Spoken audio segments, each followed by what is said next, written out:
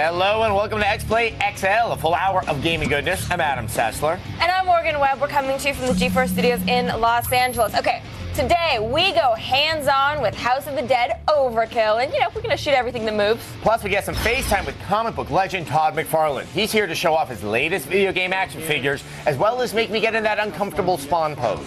Then we preview Chronicles of Riddick Assault on Dark Athena. This is no simple remake of an old game. Actually, everything has changed. And later, we go hands-on with Stormrise, the new end-of-the-world RTS from Sega and the team behind the Total War series, as well as bask in the glory of Super Street Fighter 2 HD remakes. I rarely gush about netcode, but today I will make an exception. But first, let's send it over to Blair Herder. He's here to tell us what's coming up in today's gaming update. Thank you, Sergeant Seth. Now, coming up is Fable 2, going to be available as a full download via Xbox Live. Find out what Peter Molyneux thinks about digital distribution. That's the best I got. Plus, we're going to take a look at how the 360 version of Left 4 Dead was hacked and what Valve is doing about it. And Ubisoft and Bethesda are unleashing new downloadable content for Tom Clancy's In War and Fallout 3. We'll tell you what they got. And finally, find out how you can have a sex change for 15 bucks in World of Warcraft, that is. We've got all the details and more coming up. For now, let's take it back to Morgan. I think I have a new rule for you, Blair. No more accents. Now, remakes are the product of a lazy system that really can't be bothered to generate new ideas and take chances. Quite simply, they're evil. Well, that being said, we are looking forward to Starbreeze's remake of the Chronicles of Riddick. Now, the original game was great, and there's a whole new campaign to be found in Assault on Dark Athena. Here's a preview.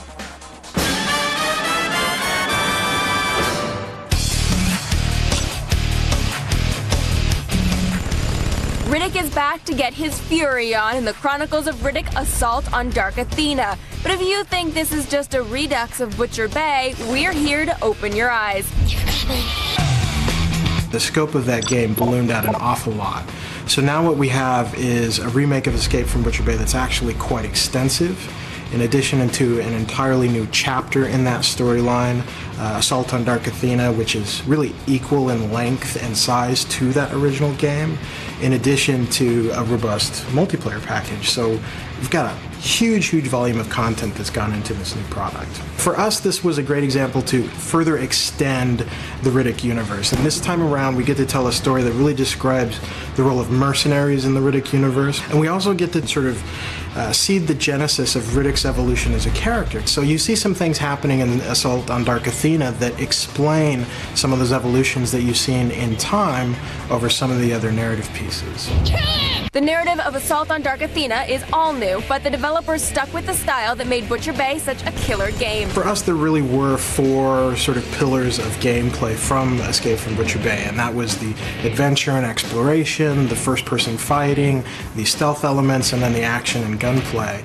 And people really seem to respond to that combination of gameplay elements, and we've built out all of those gameplay features as well as new features. We have a whole slew of new counterattacks and stealth kills and combo moves. And so going into Assault on Dark Athena, we've tried to do everything that we possibly could to move that stuff forward and also use it in new and interesting ways. And I think for fans of the original, this new game is just a huge love letter to them. I mean, we're really thankful for the praise and feedback that we were given, and we want to make those people happy all over again. From what we've seen so far, I'm smiling. Peppers well, because after an escape, it's really nice to relax with a good assault. I'm speaking from experience. House of the Dead Overkill is one of those games that seems to fit perfectly on the Wii. Born in the arcades, the light gun has morphed into your Wiimote, but the freaky zombies remain. Overkill serves as a prequel to the original, and it sports a new grindhouse look. Let's go, hands on.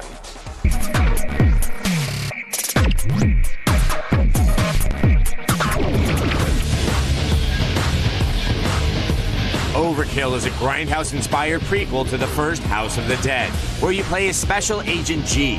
The Wii first-person shooter features co-op play, motion-controlled melee attacks, and the ability to slow down time for all those glorious headshots.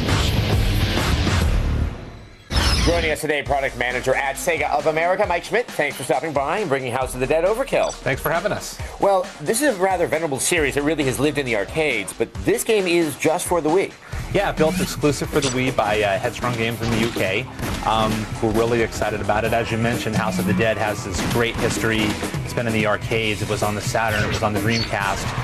And this title here, built exclusive for Nintendo's console. Now you're going in a slightly different direction. You're trying to get that grindhouse feel for the game. Yeah, we kind of gave the game a facelift this time and put a new coat of paint on it. So it does have this grindhouse feel. It feels like you're playing like a 70s B-movie buddy picture. A lot of Tarantino influences in there, but it works perfectly for the House of the Dead brand. Now, obviously, I've already seen something that's different about the game. There's almost like a bullet time effect. So, what are some of these goodies that you've added into this console version? Well, we have a feature in there called slow mofo time. Little green icons, and if you shoot them, you can actually get that bullet time effect, and it helps you with, dismemberment shots, headshots. And then I also saw a glowing brain, which obviously isn't surprising in a game like this, but it probably has a special purpose. Yeah, there's a different amount of brains kind of scattered throughout each level, and you want to shoot as many as you can because they'll just unlock more points for you. Now, one of the things about House of the Dead Overkill is that this is kind of the backstory to the other 3 House of the Dead games, which we can say were narratively quite curious. So how do you tie it all together? Well, basically, Agent G is back from the other games. This story really describes him when he first got out of the academy. He meets up with this other badass cop, Detective Washington, in Bayou City, Louisiana, and they both kind of find out that they're chasing the same bad guy, Papa Caesar. Okay, now obviously, as far as controls go, it's kind of obvious because it is based on a light gun game. Yes. But is there anything kind of special that you have with the Wii controls for this Wii version? Well, I mean, the game works with the Wii Remote. We also support the Wii Zapper, which is cool. And we've also got some zombies that you fight in certain bosses where you have to do some shaking of the controller. So we do kind of capitalize on some of the controls there. Now, during the course of playing it, you can also unlock a dual wield mode. Does that mean you get to use 2 controllers at once? Yeah. That's really cool. What do you have to do to actually, make that happen? I think you have to unlock a lot of points is what you need to do. Now that's what I wanted to get to was that, obviously it's just kind of a shooter, but it is scoring you in various ways. What are some of the things that a really good player should be looking out for to achieve high scores? Well, one of the things we have is a combo meter that you want to try to take advantage of with headshots, dismemberment shots. You just rack up more points. It lets you unlock more weapons, lets you upgrade your weapons, and also the brains throughout the level, you want to shoot those. Anything to get points because you really want to upgrade your weapons as the game ramps up and gets more difficult. Now, does this play into the weird stat that I've seen on the pause screen called Gorgasm? How does that play into the combos in the game? Well, the Gorgasm is, basically we do have the multiplier if you do the headshots and the dismemberment shots. If you can get through to the 5th level without missing, you'll activate that mode. And a nice American flag pops up on screen, and you get a lot of points as a result. Now, you mentioned that obviously Agent G has a buddy in it. That kind of sounds like it actually also accommodates 2 players playing together in the game. Yeah, we've got a 2-player co-op mode, and we've also got a really cool feature called a director's cut. So if you finish the game in story mode, you actually can go back and play it again and see some different stuff in each level. So it's like an extended version. Now, one of the things, obviously, because House of the Dead was primarily an arcade game, and they always were a little bit short when you got them on the console, but it sounds like because this is a console-made version, that it's a more robust title. Yeah, it's definitely a little bit longer than most light gun games on the Wii. And then obviously the idea is that you'll be playing it several times over to be able to achieve those higher scores and open up those unlockables. Exactly, to unlock all the weapons and to see all the goodies you'll want to go back and play through. All right. Well, one other thing I sort of noticed that this game is also skewing a little bit towards the mature side, not just with the violent content, but there's some F-bombs that are dropping all over the place. Yeah, I think the Wii fans who are waiting for some mature content, we've definitely got it coming with this one. It pretty much plays like a Pulp Fiction movie. All right. Now, when do we get our hands on House of the Dead Overkill? This comes out February next year. All right. It looks like a lot of fun. Thanks so much for stopping by, Mike. Thanks for having us. All right. Well, with that, let's head it back over to Morgan. Catch GeForce Trigger Happy TV, an outlandish hidden camera show from the UK where no pedestrian is safe from pranks. Who will be the next target? You can find out on Trigger Happy TV Monday night at 6. Being a TV personality that works in the video game industry, I have gotten used to being called, pretty much every name in the book. It's okay though. According to the forums, I have a bed made of money from Microsoft to keep me warm at night. Internet stars don't have it so easy. Just the tips with Gamertag. I got stuff in the mail. Hey guys, what's up? It's Gamertag, and ever since they started showing my movies on XPlay, I've been getting a lot of letters from people that watch the show, so I figured that I would read a couple today. Here's one from Sean in Chicago. Yo, Gamertag, what up? Wanted to show you how much I like your segment, so I farted in this envelope. Peace out, Wiener. Just the idea that somebody would take the time to do that is ridiculous to me. Oh boy, this one's from the Mule Creek State Prison. It's from someone named Big Stank Jeezy.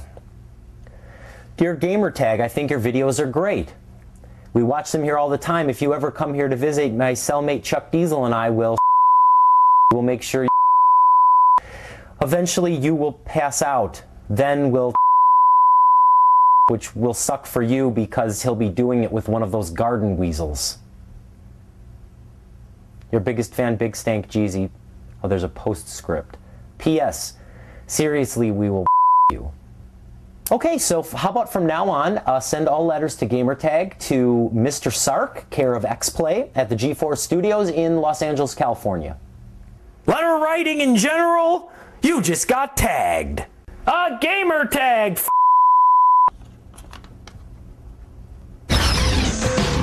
Coming up on XPlay XL, the man, the myth, the legend, Todd McFarlane stops by the studio to talk about his new video game collectibles. See how he transformed Halo, Guitar Hero, and Call of Duty into the latest ICANN action figures. Then, in the download, an old favorite is back and prettier than ever. Maybe we'll finally be able to see what's on Zangief's chest. It's Super Street Fighter 2 Turbo HD Remix. Plus, we'll go hands-on with Stormrise, the latest RTS from the makers of the Total War series that leaves historical settings in the past and explodes into the apocalypse. All this and more. Don't move.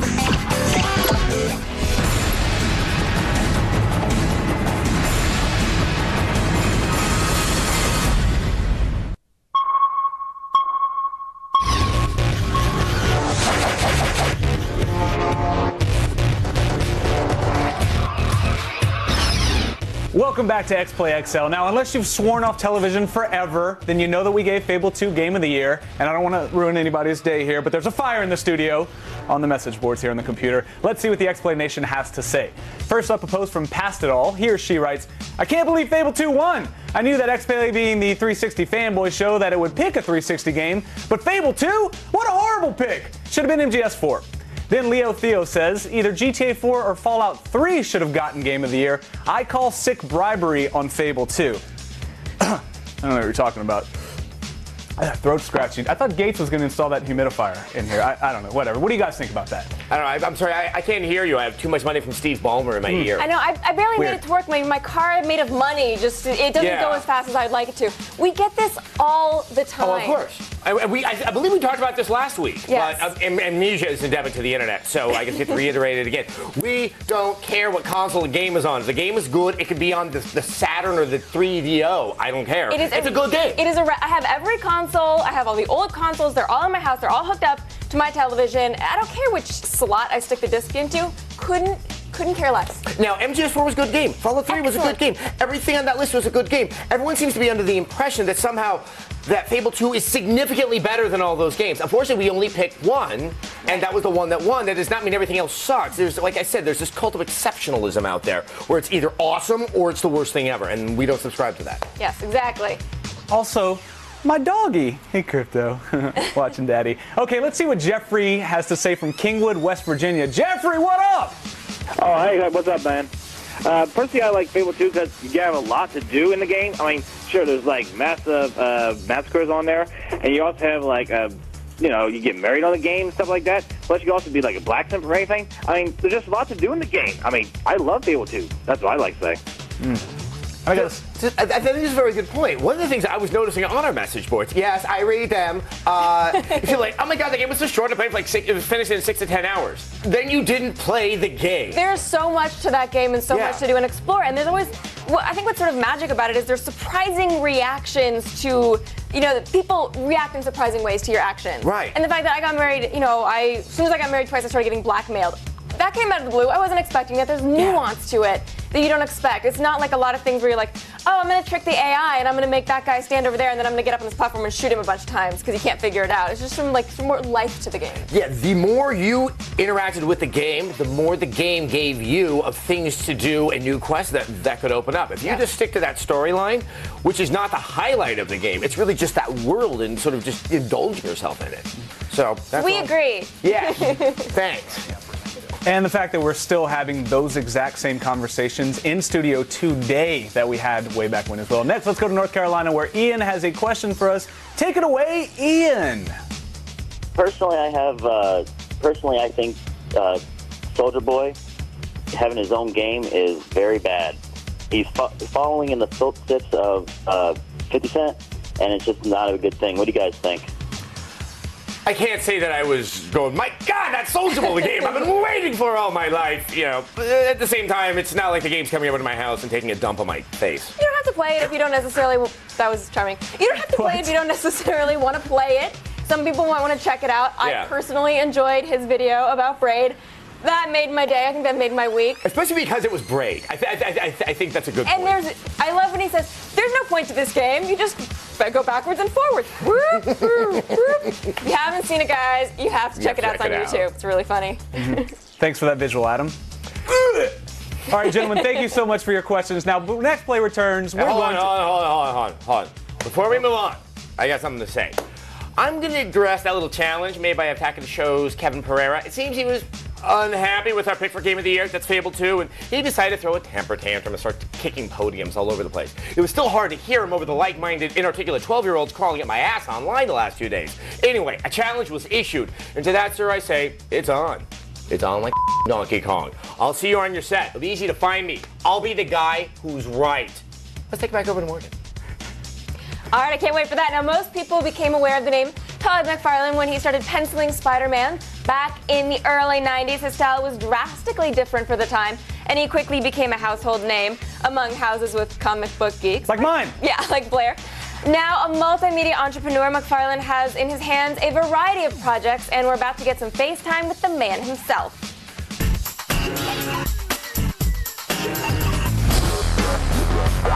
In the early 90s, Todd McFarlane ditched Peter Parker to create Spawn and launched Image Comics. Since then, he's managed to spin the tale of an undead CIA agent into a geek empire, complete with an animation studio and a successful toy line. Joining us today, writer, comic book artist, Spawn creator, and entrepreneur, the legendary Todd McFarlane. Do you like being called legendary? You know what? My mom does it every now and then, but she usually needs money. All right, thank you so much for dropping by. And you've actually brought us some great things right here. Sure. Because we're, of course, going to talk video games today. Yep. Let's talk about some of these figures that you've created. Which one's your favorite? Like the Halo ones? Yeah, I mean, Halo obviously is just been knocking them dead right now. Right. I mean, again, it was interesting because when we went to the retailers to try and get it in, they get sort of closed-minded that everything has to be based on a movie, or, Disney movie, preferably, or a TV show. And when we kept trying to convince them that there's a lot of people in that electronic aisle, and that there are the equivalent of the Iron Man movies and the Spider-Man and Batman movies in gaming. And I think that you should be having at least a piece of that pie sitting in your toy aisle. Some of the guys are a little bit older. They don't quite know all the sort of hot stuff that's out there. I go, just go and ask your electronics guy. 2 days later, they come back and go, we got to get that stuff in here. They're telling me that this stuff is giant. So again, I don't want to go to them with the 10th or 20th best video game. So I go, I'm bringing you some of the big boys out in the marketplace. Right. And if you can't take the top 2 or 3 games that are out there, I got nothing else to offer you in terms of electronic games, right? So part of your job right now is educating retailers that it's not necessarily all about Wally. Well, Wally does very good for them, and they have that. I'm just saying that the segment of pop culture now goes, I mean, as geeks, we go from fanboys to fanmans, so we have a lot of money as we get older, and we go from 8 to 80, and we start collecting. At some point, we leave the cute stuff to the side, and we want to upgrade. And the upgrade are things like Matrix and Terminator and that from a movie point of view. but we also jump into games, and they become things like Halo and Guitar Hero and Call of Duty, the games that they're playing right now. I mean, something like Grand Theft Auto is a little bit tougher for them to get their heads around because... Well, because they think they hear Grand Theft Auto and they hear controversy. Right. And so I go, look, I'm going to bring you something that's a little more mom savvy, the Guitar Hero. It's a little benign, and that audience is very young and it skews high. Where again, I go, look, you've got shooting in this, and I understand that, but again, you're killing aliens. It's no different than half the movie toys you got out on the. But you're not killing aliens with the Call of Duty guys. Yeah, wow, that one here's what I do. The stuff that I know that's going to be a little borderline, I either don't offer to them or I tell them to just take a little bit. The stuff that I know is a lot more safe, I go, look, on a scale of 1 to 10, take 2 of those, take 7, 8 of these, take 4 of those. This would be a nice mix. This stuff would get blown out by the geeks. They'll take it off the shelf. This stuff will go, and it's actually incredibly detailed. How do you get your pictures and your imagery into these 3D, very detailed 3D models? How does that process work? There's actually 2 ways. One that we did with the Guitar Heroes and the Halo, we actually took the data from the game companies. I mean, they've invented it. Right. Why should we go out there and do a bad knockoff of it? So we get them to actually give us all of their computer data.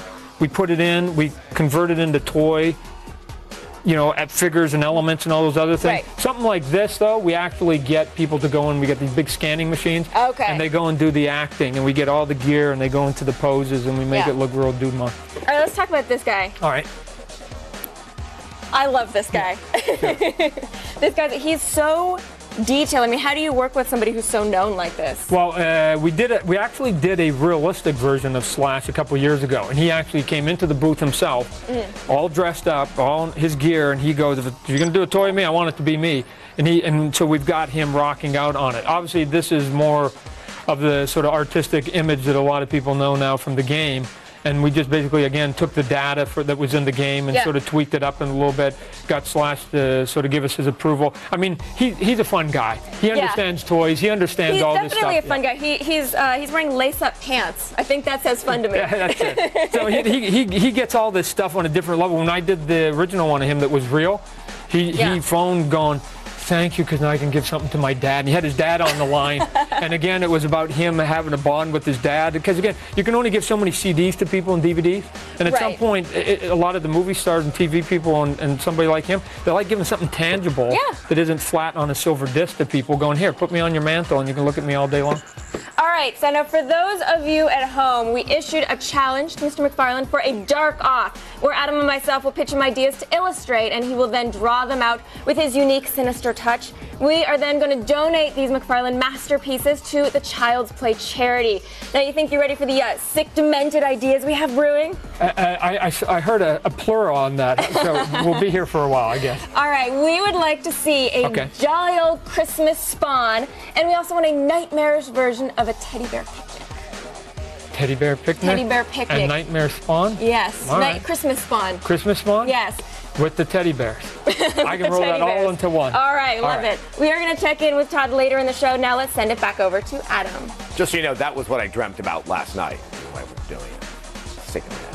When X Play XL continues, we'll check in with Blair Herter and see what's cooking in the gaming updates. Then we'll take a look at Super Street Fighter 2 Turbo HD Remix in the download. And we're going to go hands-on with the new RTS Stormrise, so stay there.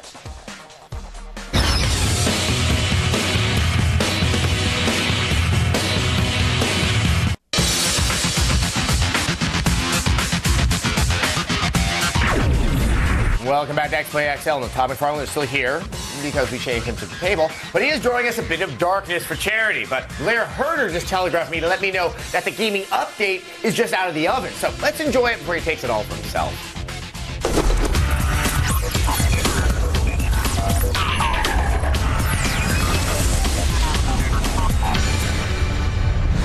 Thanks, Seth. You'd love it. It's a big steaming pile of... You know what I'm talking about. First up is Fable 2 on its way to becoming a fully digital Xbox 360 release. While speaking to website gamesindustry.biz, Lionhead Studios frontman Peter Molyneux said he thinks it would be a great idea for Lionhead to work on.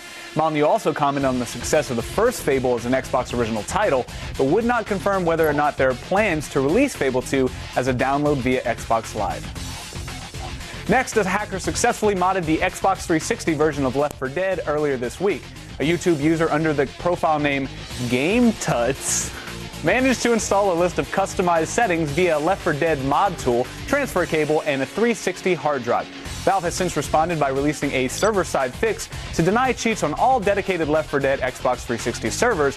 Valve says an additional title update will be released in the next few days to disable cheating on user-hosted servers and those playing via System Link. And new details have popped up regarding Fallout 3's upcoming downloadable content. Operation Anchorage will reportedly cost $10 and provide 4 to 5 hours of gameplay.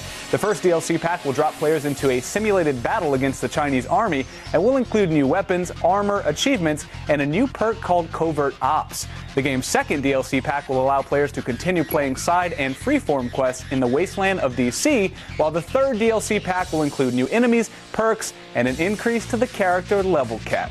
Next, Ubisoft has released new downloadable content for their voice-commanded RTS title, Tom Clancy's In War. The Escalation Pack will include 4 new missions, 3 exclusive unit upgrades, and a set of 10 new Xbox 360 achievements or PlayStation trophies. 360 owners have also been treated to a free title update that includes a new 4 vs 4 multiplayer mode. The same patch will also be available on the PlayStation 3 free of charge early next year.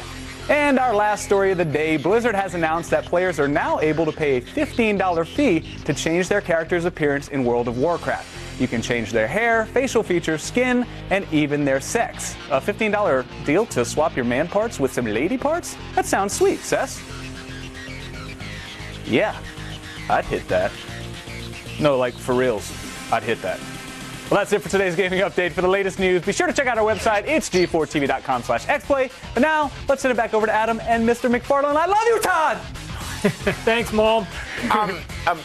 Blair, if you're going to hit that, you're going to hit it with a bat with a nail through it. All right, now we're checking in with Todd McFarlane, see how he's doing on our Dark Off. We gave him the happy suggestion of Christmas Spawn with some teddy bears, having a picnic, and he's drawing with a Todd McFarlane style, which means that there are spikes going through the heads of the teddy bears. Do you just come up with it in your head and pretty much you just realize it right there on the page? You know what? You gave me 2 minutes to come up with it, but I figured that a nice picnic, we haven't got the Spawn element.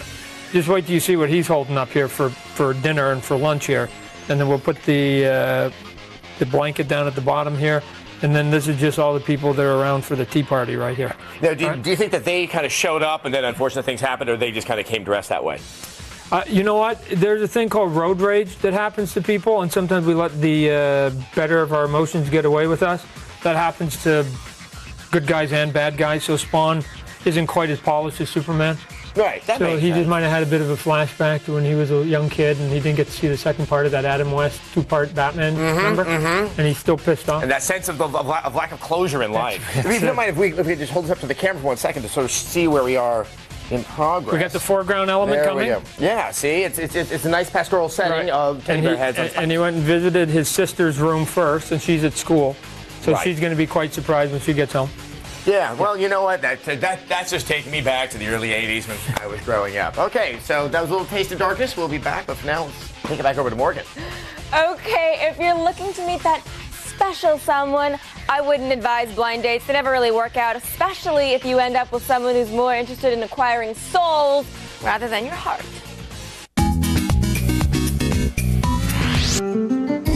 So, I've never been on a blind date before. Take this! Oh, thanks. What can I get you to? You know, I'll just have a salad. That's all? I'm disappointed. Oh, well, I had a late lunch. And for the pirate? I will feast on your soul. So, what do you think about the election? Pray while you can. There you go. Anything else? Your soul makes a poor meal. Keep the check handy. Come with me to hell!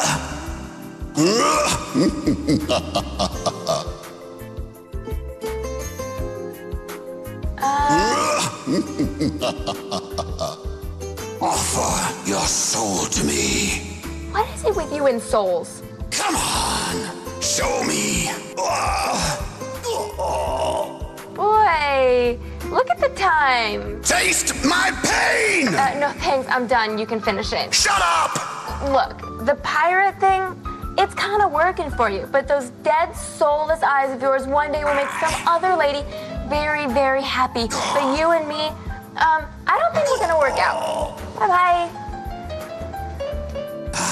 Familiar cries. Now, come back to me! Oh, 2004. It's funny how it feels like it was almost half a decade ago. Huh. When XPlay XL returns, we'll bust some heads in high def. It's Super Street Fighter 2 Turbo HD Remix. Ha! And we'll tell you all about it in this week's download. Keep it here. Today's gaming update is brought to you by Progressive Insurance. Visit progressive.com.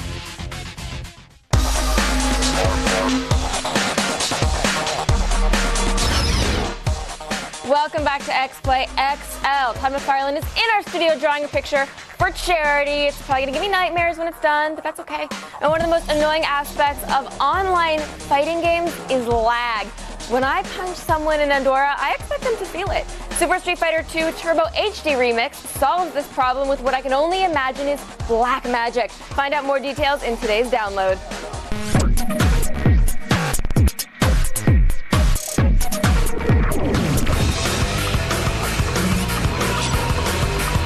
Don't be put off by all the adjectives and the frightening prospect of remixing. Super Street Fighter 2 Turbo HD Remix is just a well-tuned remake of Super Street Fighter 2 Turbo.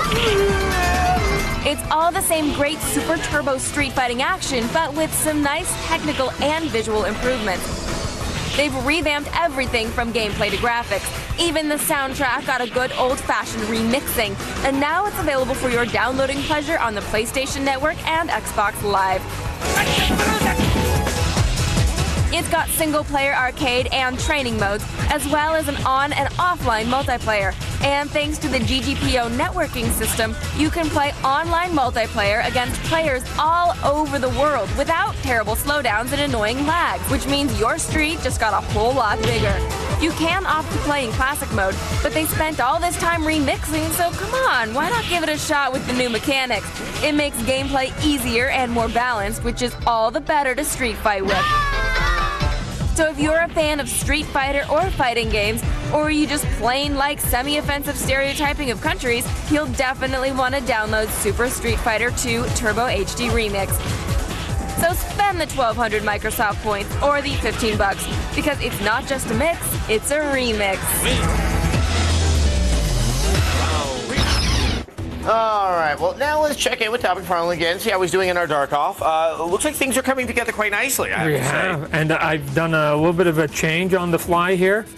That the end result will be Spawn is sitting here holding his teddy bear. For those that are Spawn fans, they'll see that it's dressed in the clothes of his archenemy, the clown. Yeah. But the clown is magical. So what Spawn was doing was tearing up all the teddy bears to try and find out which one was the real clown so he could actually get his hands on, and now he's finally got his hands on them. So these were just collateral damage for him to basically save the day. So it's not Spawn, quite as dark as it was originally. But it has a narrative. That's always better. That's right. Now, has Spawn found comfort in finding the clown teddy bear, or is there still more to come? You know, if you take a look at the look, he has comfort. The clown isn't too comfortable right now. Good. I mean, that's so all is well on a fine Christmas night. That's it. The end result, sort of like when you open up a lot of gifts, there's a bit of a mess at the end with all the paper, but the kids are happy. Yeah. And the parents have to pick up the mess. This is just a little bit of the mess that Spawn. Exactly. Right. It's a family thing. Todd, thank you so much for doing this doing this for charity. It's been a pleasure. You're always a friend on this show. Feel free to come back at any time. Thanks for having me today. All right. Now, for you guys, remember, new things scare me, as do old things, and things that are all around me. So, when it comes to getting the latest online news, I need a host with a gentle touch. That would be News Raccoon Casey Schreiner, nature's fan. He's here with this week's MMO Report. Thanks, Adam. This week at MMOs, our good friends over at Jinx.com announced this week that as part of their Winter 2009 line of t-shirts, they will also be selling a plush talking Murlock to perch above your place of residence or business. With a low price of $39.99, you too can have a stuffed amphibious companion that will lull you to sleep with his dulcet tones and throaty gargling sounds. But there is a limit of one per customer, so get your orders in fast before the Christmas rush hits. Because you don't want to be the only nerd on the block without a soft, fluffy frogman that warns women not to talk to you. This week, Muxlim.com, the Muslim version of MySpace, discussed their Islamic-themed MMO Muxlim Pal. Currently 6 months into the beta, Muxlim Pal is a browser-based online world that will focus on socializing, community, and Muslim life.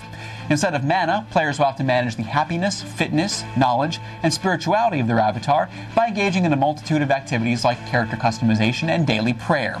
Muxum hopes that their game will not only bring together people of Islamic faith, but also allow people of other faiths and backgrounds to get a unique look into the daily lives of practicing Muslims. And finally, Vuzix has released the newest version of their Eyeware virtual reality software that is now compatible with MMOs like World of Warcraft and Second Life. Eyeware version 2.4 features head tracking stability and 3D graphic capabilities that allow players to become completely immersed in their computer game of choice. Head on over to Vuzix.com and check out their software and order one of those sweet Cyclops headsets. They make a great stocking stuffer for your X-Men cosplayer cousin. For even more nerd news, risky humor, and a brand new full episode of the MMO Report premiering every Thursday, check out g4tv.com/MMO. But for now, my financial analyst is telling me that it is in my best interest to send you guys back to Adam in the studio. Too late. It's still tanked. When XPlay XL returned, we'll demo Stormrise. The makers of the Total War series ditch history for a little post-apocalyptic fun when we come back. Don't move.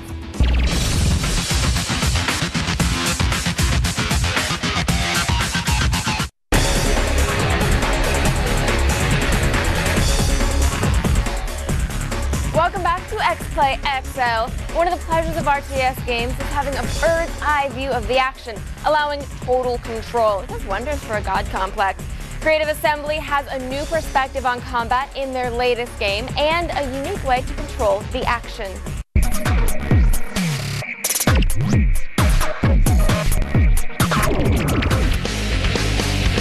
Creative Assembly and Sega have teamed up for Stormrise, a post-apocalyptic RTS with a twist. New to the genre is the ability to deploy units anywhere, whether it's by air, surface, or even underground. In your quest for battlefield supremacy.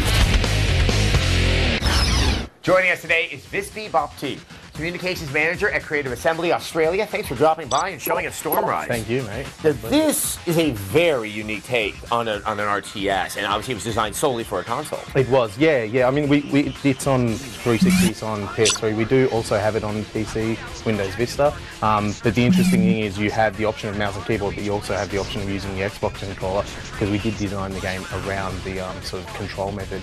It's very unique. It's a very unique take on it.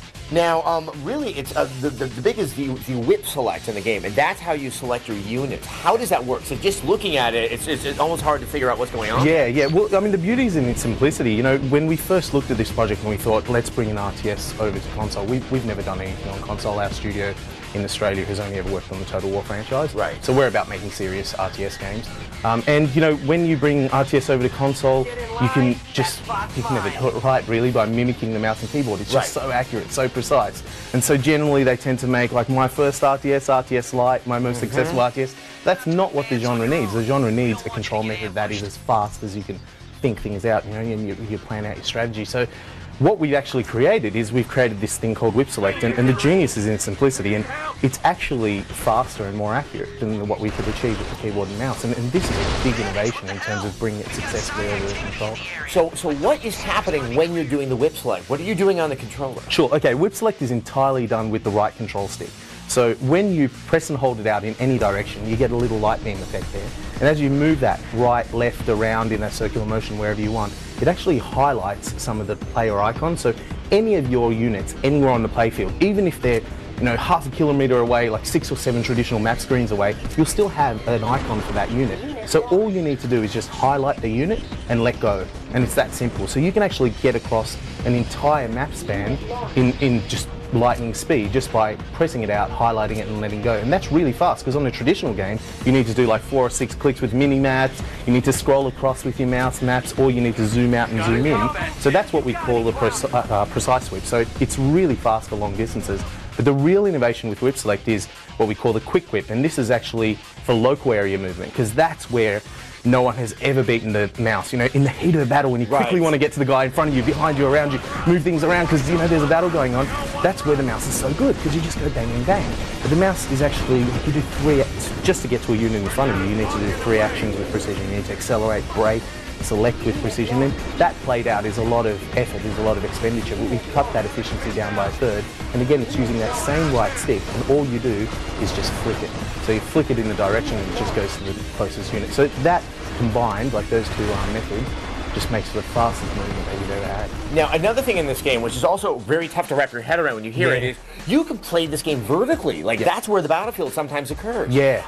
How did you come up with that, and how does that work? Yeah, so here's the thing, RTS as a genre, you know, you bring out new RTS games, but they're always effectively played on a 2D platform. You know, they're, I hate to say it, they're sort of glorified chess. You know, you move things around a 2D platform. You have a little bit of sort of height and, you know, some maybe traversable buildings, but effectively you work on a 2D platform. What we wanted to do was bring verticality and bring out 3D spatial awareness that, realistically, it's probably akin to the type of spatial awareness that first-person shooter plays when they're playing competitively. You know, you've got to know what's going on around you, below you, and there might actually be tunnels and rooms that you can't see, and there's strategy going on there. So it actually brings a whole new level of strategy. It's when you first see it, you think, oh man, this is a lot to consume, but it's actually nothing new. It's nothing we haven't done, like as players, but we just have never done it on an RTS sort of platform because we've never had a control method. Inherently, the mouse and keyboard, the mouse works on a 2D platform, so you can't really effectively do it. Now, also, you have your regular type of infantry units inside of the game, but you also have a very special, singular, powerful unit. What is that, and how does that play in the game? So yeah, we've actually got in terms of units, there's two factions. You know, there's 9 units on either side. You've got sort of 3 on both sides. You've got 3 types of like ground units or infantry units. You've got 3 types of mech or beast units. You've got 3 types of air units. Each of these units, so our tech tree is sort of tied into your actual units. So it encourages people to keep your units alive and keep them getting sort of battle experience. When can we expect to play Stormrise? In March 2009, so not too long. All right, that's great. When it comes to innovation, I like to turn to Creative Assembly for that. Fantastic. Thanks so much for stopping by. Thank you, mate. Cheers. All right, here's what we've got coming up tomorrow. Tomorrow on X-Play, the extra long hour of gaming goodness continues. We get some FaceTime with Insomniac's president and CEO, Ted Price. Plus, we go hands-on with the latest addition to the Resistance universe. It's the pint-sized PSP title, Resistance Retribution, and it packs a console-sized punch. Then, we'll go on location of the zombie apocalypse. Join us as we go behind the scenes of a Resident Evil 5 viral video shoot with the director of Texas Chainsaw Massacre. Plus, find out the best deals for your holiday gift list. It's games for cheap bastards, and it'll save you some coin as you deck the halls. All this and much more. Don't miss it. All right, up next, that show with all the yelling that's lacking me until tomorrow. It's Attack of the Show. Thanks for watching X-Play. I got my mug. It's delicious.